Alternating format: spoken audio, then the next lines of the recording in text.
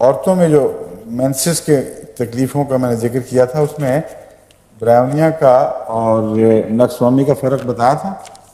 نقص میں بھی اور برائیونیا میں بھی دونوں میں جلدی آنے کے رجحانات ہیں.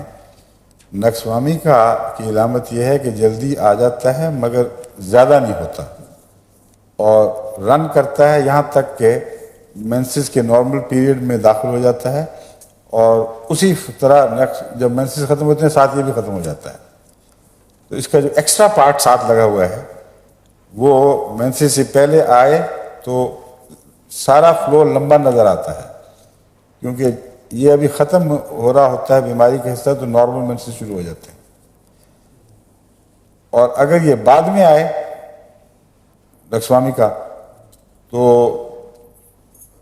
بعد کا منع مینسس رک ہی جائیں نہ آئیں، تو پھر یہ پہلے آنے کی بجائے بعد میں آتا ہے، اور مینسس کی بجائے تھوڑے سے مینسس اس کے وقت گزرنے کے بعد دکھائی دیتے ہیں، لیکن زیادہ لمبا نہیں چلتا. تو اس لیے ڈاکٹر لکھتے ہیں پہلے آئے تو لمبا، بعد میں آئے تو مختصر، حالانکہ وہ مینسس کی بجائے آتا ہے. پھر برائیونیا میں یہ علامت ہے کہ پہلے جب آتا ہے تو بہت زیادہ ہوتا ہے، اتنا خون زیادہ ہو جاتا ہے کہ انیمک ہو جاتی ہیں ایسی عورتیں جن کو یہ بیماری ہو.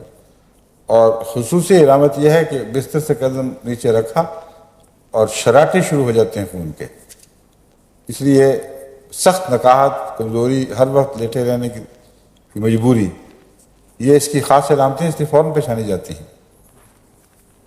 اور بعض دفعہ جو کتابوں میں یہ لکھ دیتے ہیں کہ دونوں نقص میں بھی وقت سے پہلے اور زیادہ، حالانکہ زیادہ دن ہونا چاہیے. وقت سے پہلے اور زیادہ سے برائیونیا کی علامت ہے، نقص کی نہیں ہے.